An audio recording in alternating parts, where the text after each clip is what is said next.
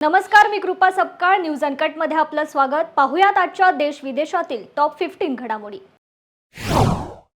काल अयोध्येत श्रीरामांची प्राणप्रतिष्ठा करण्यात आली. यानंतर आज पहिल्याच दिवशी पहाटे राम मंदिर परिसरात भाविकांची प्रचंड गर्दी उसळली असून अगदी चेंगराचेंगरी सारखी परिस्थिती निर्माण झाली. दरम्यान सोमवारी पार पडलेल्या श्रीराम मूर्तीच्या प्राणप्रतिष्ठा सोहळ्याला देशभरात तसेच परदेशातही उत्साहाचं वातावरण होतं. याच पार्श्वभूमीवर या जगातील सर्वात उंच इमारत म्हणजेच दुबईतील बुर्ज खलिफावर प्रभू रामाचे पोस्टर झळकवण्यात आले. काल देशभरात रामलल्लाच्या स्वागताची तयारी सुरू होती. राम भक्तांकडून सुद्धा मोठ्या थाटामाटात हा सोहळा साजरा करण्यात आला. राम मंदिराच्या सोहळ्याची चर्चा देशातच नाही तर परदेशातही असून आपला शेजारी देश असलेल्या पाकिस्तानमध्येही या भव्य सोहळ्याची चर्चा आहे. अशातच पाकिस्तान क्रिकेट संघाचा माजी खेळाडू दानिश कनेरिया याने थेट पीएम मोदींचा राम मंदिरातील फोटो शेअर केलाय. अमेरिका आणि ब्रिटनने लाल समुद्रात हौथी बंडखोरांवर पुन्हा एकदा कारवाई केली आहे. दोन्ही देशांकडून यमेनमधील हौथींच्या तळांवर हे संयुक्त हवाई हल्ले करण्यात आले. पेंटागॉनने सांगितल्याप्रमाणे एकूण 8 तळांवर सोमवारी हे हल्ले करण्यात आले. यामध्ये अंडरग्राउंड स्टोरेज साईट आणि हौथींची मिसाईलवर लक्ष ठेवण्याच्या दृष्टीवर परिणाम करण्यात आलाय. चीन पुन्हा एकदा भूकंपाने हादरलं असून याचे धक्के दिल्लीमध्ये सुद्धा जाणवलेत. सोमवारी रात्री उशिरा याबद्दलची माहिती मिळाली आहे. चीनमध्ये सोमवारी 7.2 रिश्टर स्केल इतक्या प्रचंड तीव्रतेचा भूकंप झालाय. नेपाळ आणि चीन सीमेजवळ या भूकंपाचा केंद्रबिंदू असल्याचं सांगण्यात आलं. ANI या वृत्तसंस्थेने याबद्दलची माहिती दिली आहे. हा भूकंप इतका मोठा होता की त्याची कंपनं जाणवून नागरिकांनी जीव मुठीत घेऊन घराबाहेर पळ काढत मोकळ्या जागेवर येण्यास सुरुवात केली.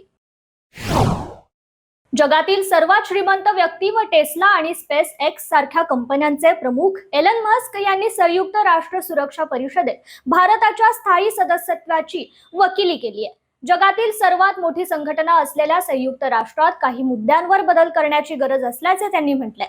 सर्वाधिक लोकसंख्या असलेला देश असल्याने भारताला संयुक्त राष्ट्रांच्या सुरक्षा परिषदेत निश्चितच स्थान मिळायला हवे. असे न करणे मूर्खपणाचे असल्याचेही त्यांनी म्हटलंय. अयोध्येत उभारण्यात आलेल्या राम मंदिरामध्ये रामलल्लाच्या मूर्तीची प्राणप्रतिष्ठा पार पडली. या सोहळ्याशी पाकिस्तानचा काहीही संबंध नसताना इस्लामाबादने सोमवारी या राम मंदिराच्या स्थापनेवर टीका केली आहे. त्यामुळे या राम मंदिराच्या स्थापनेमुळे पाकिस्तानचा जळफळाट झाल्याचं स्पष्ट होत आहे. थेट भारतीय लोकशाहीवर हे मंदिर काळा डाग ठरेल इथपर्यंत टोकाची प्रतिक्रिया पाकिस्तानने नोंदवली. यासाठी पाकिस्तानला मात्र भारताने चांगलंच फैलावर घेतलं. अमेरिकेतील शिकागोमध्ये रविवारी 3 ठिकाणी गोळीबाराच्या घटना घडल्यात. एका अज्ञात व्यक्तीने 8 जणांना गोळ्या घालून ठार केल्याची धक्कादायक घटना घडली आहे. इलॉनिसच्या अधिकाऱ्यांनी सोमवारी ही माहिती दिली आहे. मात्र गोळीबार करणारा संशयित सध्या फरार आहे. जेलिएट आणि विल काउंटी पोलिसांकडून याबद्दलचा तपास सुरू आहे. शिकागोजवळ 2 वेगवेगळ्या घरांमध्ये गोळीबार झाला. यात 7 जणांचा तर अन्य एका ठिकाणी एकाचा मृत्यू झालाय. इस्रायल संसदेतल्या दालनामध्ये सुरू असलेल्या वित्त कमिटीच्या बैठकीमध्ये हमासच्या दहशतवाद्यांनी ओलीस ठेवलेल्या इस्रायली नागरिकांच्या नातेवाईकांनी घुसखोरी केली आहे. त्यांनी अपहरण झालेल्या आपल्या नातेवाईकांची त्वरित सुटका करण्याची मागणी केली आहे. आपले नातेवाईक तेथे मरण यातना सोसत असताना तुम्ही इथे बसू शकत नाहीत अशा शब्दांमध्ये त्यांनी लोकप्रतिनिधींना धारेवर धरले. रविवारी या नागरिकांनी राजधानी जेरुसलेम मध्ये एक तात्पुरता तंबू ठोकून धरणे आंदोलन देखील सुरू केले होते. भारत मालदीवमध्ये तणावपूर्ण वातावरण असले तरी दुसरीकडे चीनशी मालदीवचे मैत्री संबंध वाढल्याचे दिसत आहे.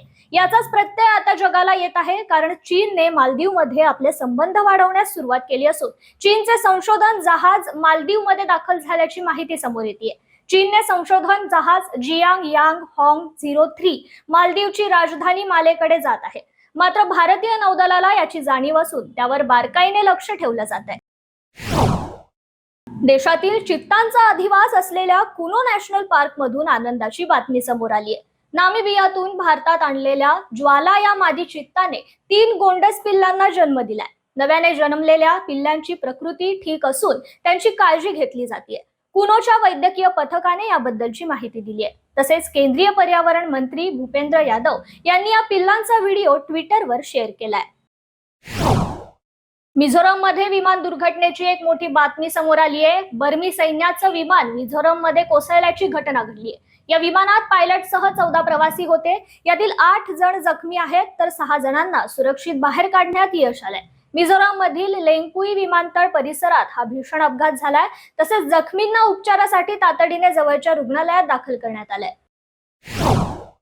जगभरातील सायबर गुन्हेगार हे भारताला आपले लक्ष्य करताना दिसत आहेत. आशिया पॅसिफिक प्रांतामध्ये सर्वाधिक सायबर अटॅक झालेल्या देशांमध्ये भारताचा दुसरा क्रमांक असल्याचं एका रिपोर्टमध्ये स्पष्ट झालंय.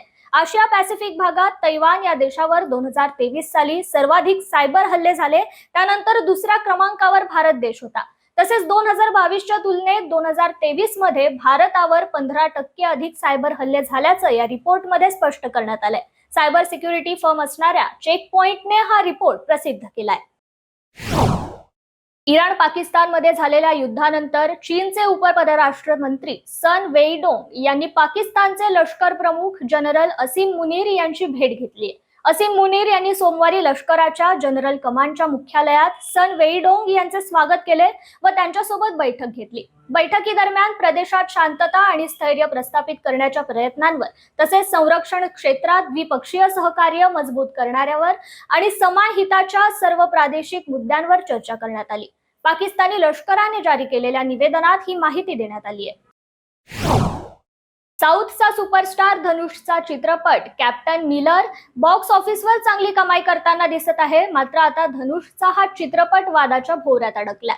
लेखक वेल्ला राममूर्ती यांनी चित्रपटाच्या निर्मात्यांवर वेल्ला राममूर्ती यांच्या कादंबरीची कथा चोरल्याचा आरोप केलाय. चित्रपटाच्या दिग्दर्शकाने माझ्या कादंबरीची कथा अशा प्रकारे चोरून चित्रपट बनवला, हे अतिशय दुःखद आहे. तमिळ चित्रपट सृष्टीत प्रामाणिकपणा नाहीये असे प्रसार माध्यमांशी बोलताना वेल्ला यांनी म्हटलंय.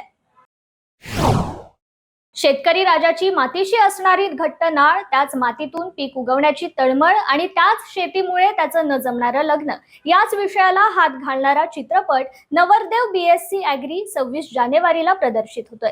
नुकताच या चित्रपटाचा ट्रेलर प्रदर्शित झालाय. या दमदार ट्रेलरला प्रेक्षकांचा प्रतिसादही दमदार मिळतोय. या चित्रपटात तरुण शेतकऱ्याच्या भूमिकेतील क्षितिज दाते पहिल्यांदाच प्रमुख भूमिकेत झळकणार आहे.